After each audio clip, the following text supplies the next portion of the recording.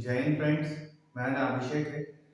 आप और हम सबको पता है मध्य प्रदेश में पटवारी की वैकेंसी आने वाली है और किसी भी एग्जाम को तैयार करने के लिए सबसे बेस्ट तरीका होता है हम प्रीवियस ईयर के क्वेश्चन को सॉल्व करके देखें और उस पेपर को एनालाइज करें। इसी सीरीज में हम लोग मध्य प्रदेश में जो पटवारी का पिछली बार पेपर हुआ था उसके क्वेश्चन पेपर को हम सॉल्व कर रहे हैं। आज हम लोग 9 दिसंबर 2017 को जो क्वेश्चन हुआ पेपर आया था उसकी सेकंड शिफ्ट के क्वेश्चन को सॉल्व करेंगे। इस वीडियो में हम लोग मैथ्स और रीजनिंग वाला पार्ट सॉल्व करेंगे। आइए शुरू करते हैं। बोर्ड पे क्वेश्चन लिखा हुआ है, आप लोग चाहें तो वीडियो को पॉज करके क्वेश्चन को ट्राई कर सकते हैं। तो चलिए शुरू करते हैं हमारे पहले क्वेश्चन से आज के दिन का। पहला क्वेश्चन है, if the radius of a circle is increase, किसी भी सर्कल के रेडियस को बढ़ाया जाए so that it's circumference increase by 5%, जिससे उसका सर्कमफ्रेंस 5% से बढ़ जाए। तो हमें निकालना है that area increase by what percent. तो हमें बताना है एरिया कितने परसेंट से इंक्रीज होगा। आप हम सबको पता है किसी भी सर्कल का सर्कमफ्रेंस होता है 2 पाई r। यहाँ से देख सकते हैं ये कांस्टेंट है, तो सर्कमफ्रेंस जो है वो रेडियस से डायरेक्टली प्रोपोर्शनल होगा। इस हिसाब से देखें तो अब इसमें लिखा हुआ आएगा रेडियस ऑफ सर्कल, सर्कल के रेडियस को बढ़ा है, इस हिसाब से बढ़ा है। सर्कमफ्रेंस 5% से बढ़ा है। अगर सर्कमफ्रेंस 5% से बढ़ा है, अगर इनके बीच में डायरेक्ट रिलेशन है तो रेडियस भी कितने से बढ़ा होगा? 5% से बढ़ा होगा। तो रेडियस हमारा कितने परसेंट से बढ़ा? 5% से। परसेंटेज का मतलब होता है 5/100। इसको हम इस तरीके से भी लिख सकते हैं और ये देख सकते हैं 5 1 जा 5, 5 2 जा 20। अगर इस रेशियो का मतलब ये होता है अगर रेडियस 20 होगा तो जो अगले वाले में जो इंक्रीज होके 1 इंक्रीज होके कितना हो गया होगा? 21। इसका मतलब अगर रेडियस हमारा 20 होगा तो इंक्रीज होके कितना हो गया होगा? 21 हो गया। इस 5% से आप ये रेशियो के फॉर्म में इस तरीके से अरेंज कर सकते हैं। अब क्वेश्चन में पूछा हुआ एरिया किस परसेंट से इंक्रीज होगा। तो एरिया हमें पता है, एरिया का फॉर्मूला होता है सर्कल का पाई आर स्क्वायर। यहाँ से देखेंगे तो पाई कांस्टेंट है, तो यहाँ से हमें पता चला एरिया जो होता है वो रेडियस के स्क्वायर के डायरेक्टली प्रोपोर्शनल होता है। अगर जो रेडियस हमने अभी निकाला, रेडियस कितना था? 20 से 21 होता है अगर रेशियो में देखा जाए। और यहाँ पे रेडियस कितनी बार हो रहा है? स्क्वायर टाइम्स, मतलब 2 टाइम्स इंक्रीज हो रहा है। तो एक बार 20 से 21 हुआ होगा और दूसरी बार भी 20 से 21 हुआ। दो बार क्यों लिखा? क्योंकि यहाँ पे रेडियस के ऊपर स्क्वायर है। अगर इसको देखें तो 20 20 होता है 400 और 21 21 होता है 441। इसका मतलब इस रेशियो से ये निकल के आता है अगर पहले जो एरिया का 400 था वो बढ़ के 441 हो गया होगा, तो इसका मतलब इंक्रीज हम देखें तो कितना आ रहा है? 41 का इंक्रीज आ रहा है। और परसेंटेज का फॉर्मूला होता है octane marks upon total into 100। यहाँ पे कितना इंक्रीज हो रहा है? 41 का इंक्रीज हो रहा है। किस बेस पे इंक्रीज हो रहा है? 400 के बेस पे इंक्रीज हो रहा है, मल्टीप्लाई बाय 100। 20 से 20 कैंसिल आउट होते हैं। आप देखेंगे 4 10 का 40 होता है, बचेगा 1, 1.25 से कैंसिल हो जाता है। इसका मतलब आंसर आया 10.25%। सो हमारा ऑप्शन सी करेक्ट आंसर।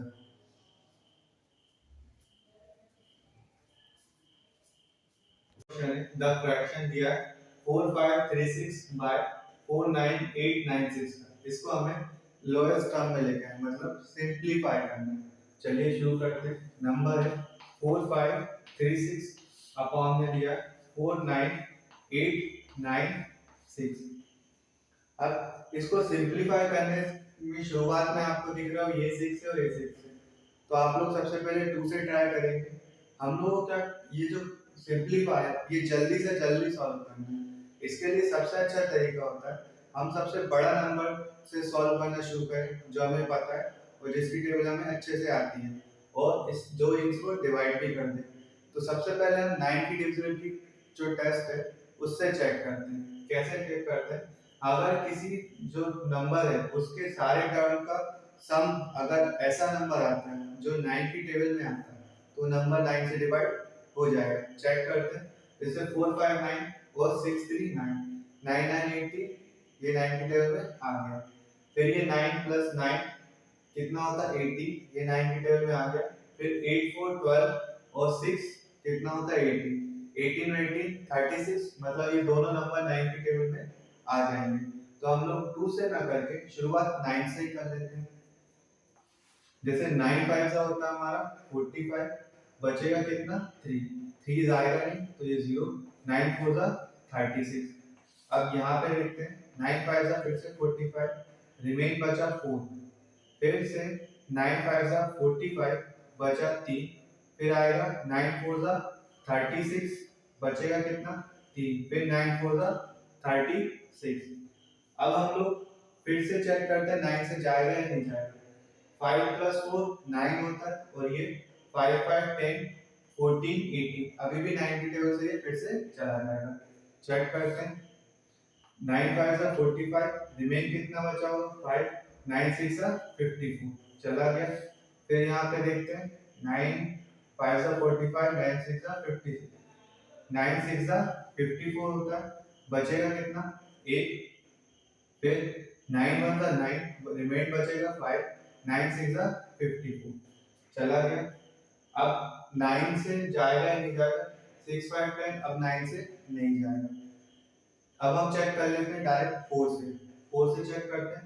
4 का डिविजिबिलिटी टेस्ट होता है अगर लास्ट के 2 डिजिट मतलब 1 और 10 अगर जो नंबर लिखे अगर ये 4 से डिवाइड होते हैं तो नंबर 4 से डिवाइड हो जाता है। जैसे कि 16 4 से डिवाइड हो जाता है और 56 तो होता ही है। 4 से चेक करते हैं। 4 1 सा 4, बचेगा 2, 4 5 सा 20, बचेगा 1, 4 4 सा 16। यहाँ पे फिर से चेक करते हैं। 4 1 सा 4, बचेगा 1, 4 4 सा 16। अब हम लोग 2 से ट्राई कर लेते हैं। अगर आप देखेंगे 14 की 11 टाइम्स हो जाएगा क्योंकि 14 टाइम्स 140 होता है और उसमें आप 14 और जोड़ेंगे तो ये 11 टाइम्स से डायरेक्ट चला गया 14 की टेबल में आता है। तो हमारा जो सिंपलेस्ट फॉर्म बनाया वो आया 1/11। इसके हिसाब से अपना option A is our correct. ये नेक्स्ट क्वेश्चन देखते हैं। नेक्स्ट क्वेश्चन है हमारा 4/5, इसकी वैल्यू क्या होगी इन ऑप्शंस में से चेक करना। ये बहुत आसान क्वेश्चन है। वैसे तो आपको खुद वैसे पता रहता है 4/5 जो होता है उसकी वैल्यू 0.8 होती है क्योंकि 1/5 0.2 होता है, उसको 4 से मल्टीप्लाई करें तो 0.8 आ जाएगा। आप चाहें तो इसको चेक कर सकते हैं। इसका मतलब है 5 4 अंदर है 5 बाहर है, ना जाने का लगा पॉइंट, यहाँ पे आ गया 0। 5 8 सा 40 होता है तो हमारा आंसर है 0.8, मतलब ऑप्शन सी इज अवर। आइए नेक्स्ट क्वेश्चन देखते हैं। नेक्स्ट क्वेश्चन दिया हमारा, ये सारे नंबर आपस में मल्टीप्लाई हो रहे हैं तो हमें बताना है इन ऑप्शन में से कौन सा हमारा करेक्ट आंसर होगा। तो आइए शुरू करते हैं। अब देखें तो देखिए 9 6 7 जो नंबर है वो रिपीट हो रहा है, तो इसमें 100 से मल्टीप्लाई कहीं पॉइंट, तो हम क्या करते हैं 967 को लिखते हैं और देखते हैं बाकी 100 की वैल्यू क्या क्या बचेगी। जैसे ये वाला 100 का स्क्वायर ये लिखा हुआ है आपका 967, पॉइंट देखें 1 2 3 के बाद लिखा हुआ, तो इसको लिख सकता हूं मैं 10 की पावर -3। ये लिखा हुआ मेरा 10 की पावर 3, एक 1000 मतलब 10 की पावर 3 होता है। ये लिखा मेरा 967 into 10 to the पावर 2 के बाद पॉइंट था इसलिए -2, यहाँ से मेरा आता है 10 और यहाँ से आता है मेरा 967 into 10 की पावर -1, क्यों क्योंकि पॉइंट ये -1 +1 को खा गया होगा, ये -3 +3 को खा गया और ये +10 की पावर 2 -2 को खा गया। तो इसका मतलब बचा हमारे पास ये नंबर जो कितनी बार है 3 बार है। इसका मतलब 967 का क्यूब हमारा आंसर होगा। तो इसको ऑप्शन से मिलाते हैं तो option C is our correct answer. हमारा नेक्स्ट क्वेश्चन है, हमें निकालना वैल्यू निकालनी 64 की पावर -2/6 की और चेक करना कौन सा ऑप्शन सेटिस्फाइड है। तो हमारा क्वेश्चन है 64 की पावर माइनस 2/6। आप सबको पता है 2 1 2 2 2 था, 2 1 2 2 3 6। तो ऑप्शन बना 64 की पावर माइनस 1/3 बचा। ठीक है, आप सबको पता है 64 का मतलब होता है आपका 4 4 का क्यूब होता है 64। तो इसको मैं लिख सकता हूँ 4 क्यूब इनटू माइनस ऑफ 1/3 लिख सकता हूँ। तो यहाँ से हमारा 3 से 3 कैंसिल हो गया। तो हमारा बचा 4 की पावर -1। -1 का मतलब होता है जो भी नंबर होता है उसको उल्टा लटका देना। उल्टा लटका देने का मतलब इसको उल्टा करके 1 के नीचे लिख देना। तो हमारा आंसर है 1/4। हमारा ऑप्शन बी इसको सेटिस्फाई करता है। नेक्स्ट क्वेश्चन, हमारा नेक्स्ट क्वेश्चन है the ratio of the area of a square to that of a square drawn on its diagonal is. इस क्वेश्चन को थोड़ा फिगर से समझते हैं। जैसे कि ये स्क्वायर है, स्क्वायर की साइड x मानते हैं और ये उसका डायगोनल। डायगोनल की वैल्यू निकल के आती है √2x। अब ये बोलाएगा एक जो स्क्वायर है इसका एरिया का रेशियो लेना हमें इसके डायगोनल से बना हुआ स्क्वायर से। तो डायगोनल से बना हुआ स्क्वायर इस तरीके से होगा। ठीक है, अब आप लोग सबको पता है एरिया ऑफ स्क्वायर क्या होता है, साइड का स्क्वायर होता है। हमें रेशियो निकालना किसका, एक तो स्क्वायर का अपॉन में रखना उसके डायगोनल वाले स्क्वायर को, डायगोनल वाले स्क्वायर को रख के सॉल्व करना। तो ये वाला जो एरिया है हमारा स्क्वायर है, इसका एरिया क्या होगा, इसकी साइड है x, तो इसका एरिया होगा x का स्क्वायर क्योंकि साइड स्क्वायर होता है। और ये जो डायगोनल वाला हमारे स्क्वायर बना है इसकी साइड है √2x, √2x का होल स्क्वायर। तो यहाँ से हमारे पास वैल्यू निकलती है x² 2 × x²। x² से x² कैंसिल हो गया तो हमारे पास वैल्यू निकल के आई 1/2। ये इंप्लाई करता है रेशियो होगा 1:2 का। इसको हम ऑप्शन से सेटिस्फाई करते हैं तो हमारा ऑप्शन भी इसको सेटिस्फाई करना है। क्वेश्चन, नेक्स्ट क्वेश्चन में दिया हमने पॉलिनोमियल इक्वेशन है x के टर्म में x² - 2x + 3। हमसे पूछा है अगर x की जगह पे 1 रखेंगे तो वैल्यू क्या आएगी। आसान क्वेश्चन, देखिए x की जगह पे हमें क्या रखना है 1। तो क्वेश्चन देखिए जहां भी 1x था वहां पे x की जगह पे हम क्या रख देंगे 1। जैसे x² था तो यहां पे रखा 1 2, फिर x की जगह पे हमने रखा 1 और ये 3। 1 का स्क्वायर 1 होता है, 2 × 1 + 3। तो यहां से हमारे पास निकल के आता है 3 + 1 4, 4 - 2 कितना निकल के आया 2। ऑप्शन चेक करते हैं तो option B is our correct answer. Next question, हमारा नेक्स्ट क्वेश्चन है what is the square of, ये 0.013 का स्क्वायर बताना है हमें। तो इसको देखते हैं, अगर ये लिखा है 0.013 इसको मैं ऐसा लिख सकता हूँ 30 × 1 2 3, 3 के बाद पॉइंट है तो इसको मैं 10⁻³ लिख सकता हूँ। अब मुझे करना है इसका स्क्वायर, स्क्वायर करेंगे तो यहाँ पे चढ़ जाएगी पावर 2। 13 का स्क्वायर सबको पता है 169 होता है और 10⁻³ का स्क्वायर करेंगे तो यह 10⁻6 हो जाएगा। इसका मतलब डेसिमल हमें लेफ्ट साइड में कितने किसकाने पड़ेंगे 6 पॉइंट तक। तो आंसर हो जाएगा 169। ये तो 3 डिजिट हो गए, 3 और चाहिए 1 2 3, तो क्या लग जाएगा पॉइंट। तो आंसर होगा 000169। सो इसमें से चेक करें option C 000169, option C is our. हमारा नेक्स्ट क्वेश्चन देखते हैं। नेक्स्ट क्वेश्चन है हमें फाइंड द एवरेज, हमें एवरेज निकालना दिए हुए नंबर का।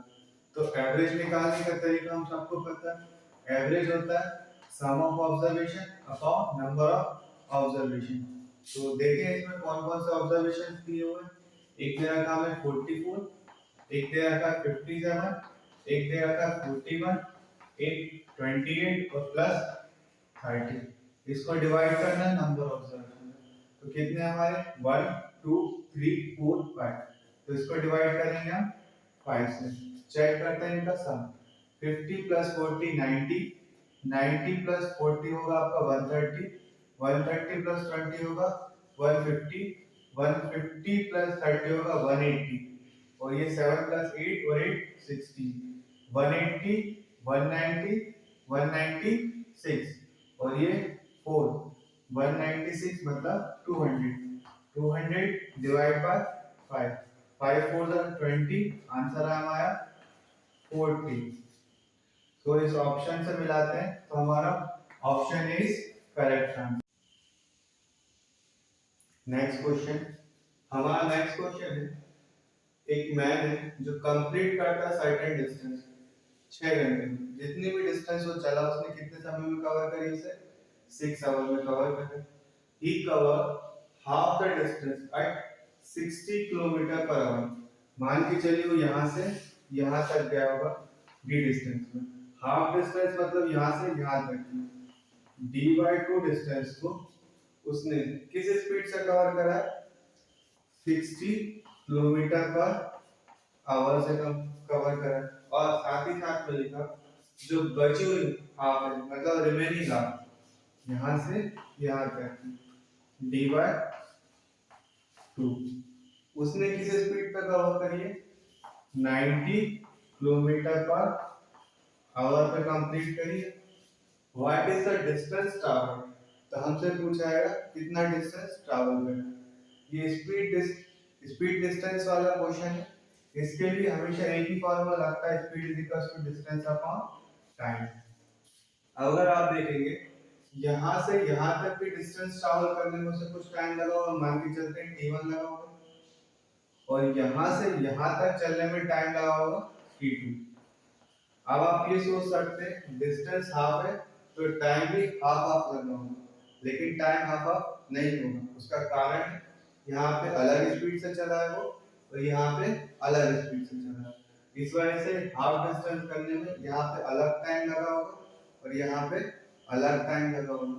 लेकिन क्वेश्चन में हिंट दे रखा है उसने जर्नी कंप्लीट करी है 6 आवर में, मतलब इन दोनों टाइम को अगर ऐड करते हैं तो आंसर आएगा 6। तो क्वेश्चन में हिंट दे रखा है t1 प्लस t2 करने का आंसर आएगा हमारा कितना 6 आवर आएगा। ये फॉर्मूले से अगर हम देखें तो टाइम होता है डिस्टेंस बाय स्पीड, यही होता है। तो टाइम के लिए हम ये फॉर्मूला लगाएंगे डिस्टेंस बाय स्पीड। पहले वाले टाइम पीरियड निकालने के लिए इसमें कितना डिस्टेंस कवर होगा, इसमें d बाय 2 डिस्टेंस कवर होगा, और हमारी स्पीड कितनी रहेगी इस टाइम पे 60 रहेगी। ऐड करते हैं, इसमें देखें तो यहाँ से यहाँ तक में कितना डिस्टेंस कवर होगा d2 डिस्टेंस का d बाय 2 डिस्टेंस कवर होगा, और स्पीड होगी यहाँ पे 90। इसका ऐड करने पे आंसर आएगा हमारा 6। अब यहाँ पे फंसने से अच्छा हम कॉमन ले लेते हैं। कॉमन लेंगे तो d कॉमन आ जाएगा, यहाँ से देखें तो 2 कॉमन आ जाएगा, यहाँ से 10 कॉमन आ जाएगा और एक 3 भी कॉमन आ जाएगा। तो यहाँ से सब कॉमन आने के बाद क्या बचता है 2 निकल चुका, 3 निकल चुका, 10 निकल चुका, तो यहाँ पे बचता है 3 2 जा 6, 3 2 जा 6, कितना बचता है कॉमन 2, और यहाँ से बचेगा हमारा 1/3। ये 2 बाहर आ चुका, ये 0 वाला 10 बन के बाहर आ चुका, इसमें से ये 3 निकाल दो, 3 3 जा 9, यहाँ पे बच रहा है 6। अब नंबर एक साइड कर देते हैं, तो यहाँ से d की वैल्यू क्या निकल के आई हमारी, d की वैल्यू निकल के आई 6 इंटू 2 इंटू 10 इंटू 3। इसको सॉल्व करेंगे तो ये होगा 3 2 जा 6, 3 इंटू 2 6, यहाँ पे 3 आएगा, यहाँ पे 2 आएगा, तो ये आएगा 3 प्लस 2। इसको हम आगे लेके चलते हैं तो यहाँ से ये 6 ऊपर जाएगा और 3 प्लस 2 5 नीचे आएगा, तो यहाँ से हमारे पास d की वैल्यू निकल के आती है 6 इंटू 2 इंटू 10 इंटू 3 अपॉन में ये वाला 3 प्लस 2 5 नीचे आया और ये वाला 6 हमारा ऊपर गया। 5 1 5, 5 2 10 होता है। अब कैलकुलेशन देखते हैं, 6 इंटू 12, 6 इंटू 2 12, 12 का स्क्वायर होता है 144, 144 बच रहा है हमारा 3। 144 का 3 से मल्टीप्लाई, 3 4 12 कैरी आया 1, 3 4 12 प्लस 1 13 कैरी आया आपका 1, 3 1 3 प्लस 1 4, आंसर आया हमारा 432। इसको ऑप्शन से मिलाते हैं तो ऑप्शन डी इसको सेटिस्फाई कर रहा है, तो हमारा आंसर होगा ऑप्शन। नेक्स्ट क्वेश्चन, हमारा नेक्स्ट क्वेश्चन है my cousin is twice my age, मेरा जो कजन है मुझसे दुगना बड़ा है। If the difference between our age, अगर हम दोनों की जो उम्र है उसका डिफरेंस निकाला जाए तो वो निकल के आता है 20। तो पूछा है मेरी एज क्या होगी, मेरी उम्र क्या होगी।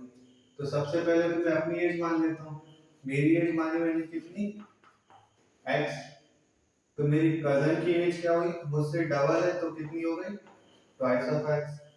क्वेश्चन में क्या दिया है, हम दोनों की एज जो है उसका डिफरेंस दे रखा है, मतलब कजन की एज में से मेरी एज को माइनस करूंगा तो वैल्यू आएगी 20। इसका मतलब x की वैल्यू कितनी आ गई 2 माइनस 2x माइनस x होता है x आ गया 20। x किसकी मानी थी मैंने, मेरी उम्र, तो इसका मतलब मेरी उम्र कितनी है 20। तो option B is our correct answer. आइए नेक्स्ट क्वेश्चन देखते हैं। हमारा नेक्स्ट क्वेश्चन दिया है A can finish a job in 16 days, कोई एक इंसान है ए करके वो अपना काम 16 दिन में खत्म कर देता है, एंड बी इन 20 डेज, और बी 20 दिन में उसी काम को खत्म कर सकता है। If both work together for 4 days, दोनों मिलकर 4 दिन काम करा, एंड ए सडनली, उसके बाद में ए ने एकदम से छोड़ दिया, मतलब 4 दिन दोनों ने साथ में काम करा, उसका ए ने काम छोड़ दिया। अब then how many more days, अब काम थोड़ा बचा होगा, then how many more days does B need to complete the work, तो जितना काम बचा हुआ उस काम को करने में बी को कितना समय लगेगा, ये सवाल है। तो आइए शुरू करते हैं। जैसा कि हमें पता ए को लग रहा है कितने 16 डेज और बी को लग रहा है 20 डेज। हम निकालते हैं दोनों को कितना काम करना है। कितना काम करने के लिए जितने भी दिन दिए होते हैं ना, इनका एलसीएम ले लेते हैं। जैसे 16 और 20 का जो एलसीएम आएगा वो 80 आएगा। अब क्या करना है आपको, 80 को 16 से डिवाइड करना और 80 को 20 से डिवाइड करना। ये जो एलसीएम आया ना, उस एलसीएम से नंबर को डिवाइड करना होता है। तो 80 16 5 80 होता है, 20 चौको 4। इसका मतलब होता है ए एक दिन में 5 काम करता है और बी एक दिन में 4 काम करता है। अगर टोटल काम कितना है 80, तो दोनों मिला के एक दिन में देखिए कितना काम करते हैं। ए एक दिन में 5 काम करता है और बी एक दिन में 4 काम करता है, तो दोनों को मिला के एक दिन में करते हैं 9 काम। अगर टोटल काम 80 है तो दोनों मिला के एक दिन में कितना काम कंप्लीट कर देते हैं, 9 काम कंप्लीट कर देते हैं। अब इन लोगों ने मिलकर कितने दिन तक काम किया, 4 दिन तक। अगर एक दिन में ए प्लस बी 9 काम कर रहे हैं तो 4 दिन में कितना कर रहे हैं, 9 4 36 काम कंप्लीट कर रहे होंगे, और टोटल काम कितना हमारा 80। तो सोचिए रिमेनिंग कितना, बचा हुआ काम कितना होगा, टोटल माइनस जो काम खत्म हो चुका है। टोटल काम कितना है पास 80, खत्म कितना हो चुका है 36, तो रिमाइंडर आया 44। 44 काम बचा हुआ है। इसका रेशियो देखें तो रिमेनिंग काम का 44 काम अभी करना है बी को, और टोटल काम कितना है 80। तो 80 में से 44 काम अभी करना है। किसको कंप्लीट करवाना है अपन को, जो बचा हुआ काम बी से कंप्लीट कराना है। ये देखिए जो रेशियो थोड़ा सिंपल हो जाएगा, 4 से 11 टाइम्स आएगा, 4 से 20 टाइम्स हो जाएगा।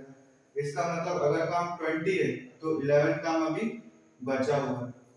अब आगे देखते हैं इसी क्वेश्चन में। इसमें क्वेश्चन में दिया था बी जो है वो एक काम को करने में कितना टाइम लगा है, 20 दिन लगा है।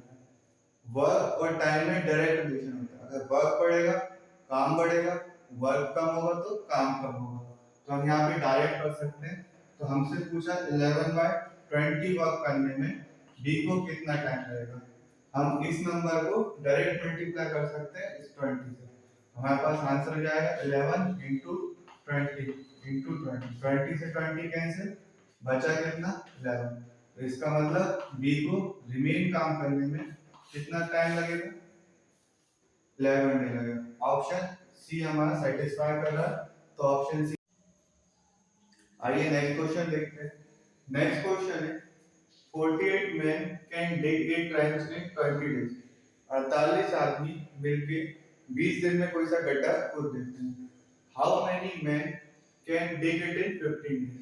तो अगर वही काम हमें 15 दिन में करवाना है तो कितने आदमी चाहिए होंगे। इसके लिए आपको एक फॉर्मूला याद कर सकते हैं, M D H by W बराबर M D H by W.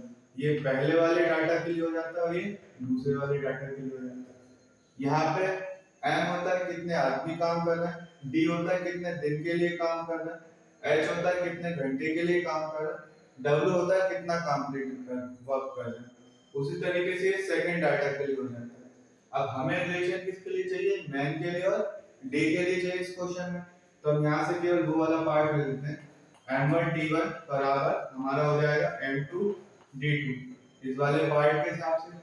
अब क्वेश्चन में लिखा हुआ है पहले वाले डाटा के हिसाब से कितने आदमी चाहिए, 48 आदमी चाहिए, और कितना दिन में काम कर रहे थे, तो 20 दिन में काम कर रहे थे। दूसरे वाले में हमें पता नहीं कितने आदमी चाहिए, वो तो हमें निकालना है, तो कितने दिन में कंप्लीट करना है, वो 15 दिन में कंप्लीट करना है।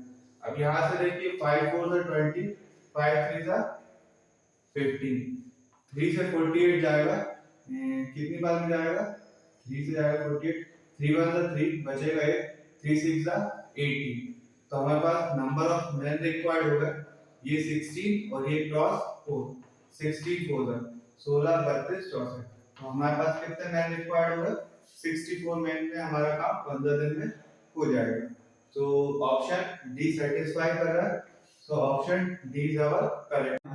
The average age of husband and his wife, husband और वाइफ की जो एवरेज एज का एवरेज है at the time of their marriage, उनकी उम्र के समय पे कितना था, 25। आफ्टर 7 ईयर, 7 साल बाद, the average age of husband wife and his son is 22। 7 साल बाद हस्बैंड वाइफ और उसके सन का एवरेज निकल के आएगा एज का 22। What is the age of son at that time, तो हमें बताना 7 साल बाद उस टाइम पे लड़के बच्चे की उम्र कितनी होगी। तो क्वेश्चन में दिया है हस्बैंड और वाइफ की जो एज है अभी में उसका एवरेज दिया है। एवरेज कैसे निकालते हैं, sum of observation upon number of observation, 2 है अपॉन 2 कर देंगे, इसलिए कितना दे रखा है 25। यहाँ से हमें मिलता है हस्बैंड और वाइफ की जो एज है उसका सम निकल के आता है हमारे पास 50 निकल के आता है। यहाँ से समझ में आता है। अब 7 साल बाद, 7 साल आज से 7 साल बाद वाइफ की और हस्बैंड की एज आ जाए उसमें 7 + 7 8 हो जाएगा। तो देखते हैं 7 के बाद हस्बैंड की एज हो जाएगी h + 7, वाइफ की एज हो जाएगी w + 7, और उस टाइम तक उनका सन भी आ चुका होगा। नंबर ऑफ ऑब्जर्वेशन हमारे पास 3 है, एक हस्बैंड की, एक वाइफ की और एक सन की, और इसलिए अपॉन में 3 है। यहाँ पे नंबर ऑफ ऑब्जर्वेशन होता है और इस टाइम पे जो एवरेज होगा वो क्वेश्चन के हिसाब से कितना होगा, 22 होगा। अभी हमने निकाला हस्बैंड और वाइफ की जो एज है उसका सम कितना है, 50 है। तो यहाँ पे हम लिख सकते हैं 50 + 7 7 40, और ये अपना सन है, सन की एज इज इक्वल टू 22 × 3 जो होता है 66। सन की एज होगी 50 + 14 होगा हमारा 64। तो यहाँ से सन की एज निकल के आती है हमारी 66 - 64 which is equals to 2। So हमारा option D our correct answer. हमारा नेक्स्ट क्वेश्चन दिया हुआ है the proportion of zinc and copper in a glass piece is 4:5 respectively। How much zinc will be there in 180 kg of such a piece। हम इसको आप एक science का question भी याद रख सकते हैं। ग्लास जो होता है अलॉय होता है जिंक और कॉपर का। ये भी पूछते हैं ग्लास किसका अलॉय है, जिंक और कॉपर का होता है। हमें जो अलॉय दिया हुआ है इसका जिंक और कॉपर का, इसमें दे रखा है 4:5 दे रखा है इसका। इसका मतलब ये है 4 + 5 कितना होता है 9 होता है।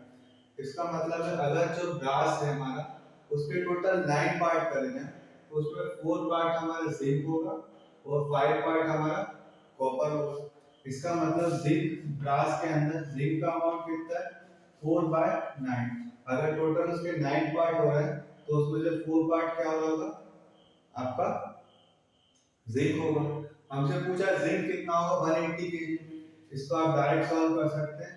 180 केजी में ब्रास के अंदर जिंक होगा 4/9 पार्ट होगा किसका 180 केजी का। यहाँ पे भी 0 9 टू द 80 और 4 टू द 8 और ये 0। इसका मतलब हमारा जिंक होगा 80 KG. So option B is our correct answer. Next question is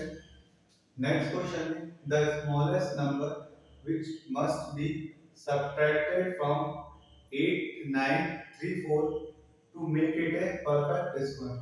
अब आपको कभी क्वेश्चन आता है किसी नंबर में से कुछ प्लस करना है या माइनस करना है ताकि उसे परफेक्ट स्क्वायर बना सके तो हम लॉन्ग डिवीजन मेथड का यूज करते हैं। इसी की जगह अगर कोई क्वेश्चन में आपसे मल्टीप्लाई या डिवाइड करना है किसी नंबर में जिससे उसे परफेक्ट स्क्वायर बनाए तो उसके लिए हम एलसीएम का इस्तेमाल करते हैं। यहाँ पे हमसे पूछा सबट्रैक्ट करने के लिए पूछा स्मॉलेस्ट नंबर में तो इसमें हम किसका इस्तेमाल करेंगे लॉन्ग डिवीजन मेथड का। तो आइए शुरू करते हैं। 8 9 3 4 लॉन्ग डिवीजन मेथड में हम क्या करते थे सबसे पहले तो पीछे से पेयर बनाते हैं उसके बाद देखते हैं ये किसके स्क्वायर के आसपास है या ये खुद किसी का स्क्वायर है। तो हमें पता है 8 8 तो 64 होता है और 9 9 जा 81 होता है। तो मतलब ये 9 के स्क्वायर के पास में 9 9 जा 81। जिस नंबर को मल्टीप्लाई करते हैं उससे उसी से मल्टीप्लाई करते हैं और रिजल्ट यहाँ पे लिखते हैं। जिस नंबर को से अपन डिवाइड करते हैं उसी को अपन यहाँ पे लिख के उससे ऐड करते हैं। 9 + 9 18 हो। यहाँ से हमारे पास क्या बचा 9 में से 1 गया 8 बचा 3 4। अब हमें 18 के बाद एक ऐसा नंबर लेना है सेम नंबर यहाँ पे लेना है और उस पूरे नंबर को से इस पूरे नंबर को उसी नंबर से मल्टीप्लाई करना है जो इस नंबर के आसपास है या इससे थोड़ा छोटा है।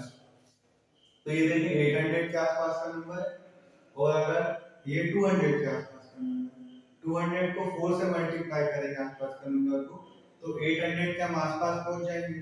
तो इसका मतलब हम सबसे पहले 4 से चेक करते हैं।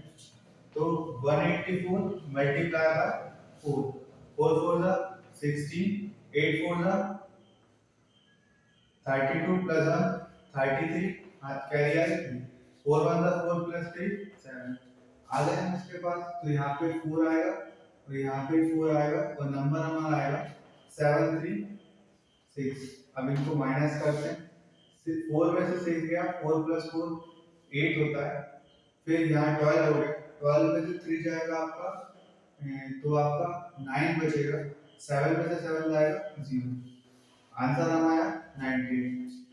अगर ये नंबर 98 कम होता तो ये सेम आता और ये डिवाइड हो जाता। तो सबसे छोटा नंबर जिससे इस नंबर को माइनस करें ताकि वो 94 का परफेक्ट स्क्वायर बन सके वो है 98। So option C is our correct answer. अब हाँ इस नंबर में से अगर आप 98 माइनस कर देंगे तो किसका परफेक्ट स्क्वायर बनेगा 94। हमारा नेक्स्ट क्वेश्चन है if x/5 and 9/15 are equivalent का मतलब दोनों बराबर है तो हमें देन वैल्यू ऑफ x तो हमें x की वैल्यू निकालनी है। आसान क्वेश्चन जैसे कि इक्विवेलेंट का मतलब ये दोनों बराबर है। अब बराबर है तो हमें x की वैल्यू निकालनी है। चलिए निकालते हैं। 5 3 का होता है 15 3 3 का होता है 9। तो यहाँ से हमारे पास x की वैल्यू आ गई 3। तो इससे मिलाते हैं हम तो our option is our correct. Next question है हमारा which of the following is correct, in option में से कौन सा करेक्ट है। इफ एक्स स्क्वायर की वैल्यू जो है वो 4224 है, तो ये नंबर देख के हम अनुमान ही लगा सकते हैं, हमें याद तो होगा नहीं किस नंबर का स्क्वायर है। तो हम लोग चेक करने से अच्छा डायरेक्ट हम ऑप्शन से चेक करते हैं ये किस नंबर के स्क्वायर के आसपास है। सबसे पहले हमें 20 और 22 दोनों के बारे में पता होता है। 21 का स्क्वायर होता है 441 और 22 का होता है 484, तो 484 ये काफी छोटा नंबर है, तो x इस रेंज में तो नहीं है। दूसरा ये भी हमें पता होता है 25 का स्क्वायर 625 होता है, वो नंबर 625 से काफी बड़ा है, तो ये वाला ऑप्शन हमारा सही नहीं हो सकता। ये जो नंबर है 200 के आसपास है, तो आप चेक करिए 200 का स्क्वायर कितना होता है, 2 2 4 और 00 और ये 00, ये 40,000 के रेंज में चला गया, तो हमारा ये वाला ऑप्शन भी सही नहीं हो सकता, तो ऑप्शन हमारा ये वाला ही सही होगा।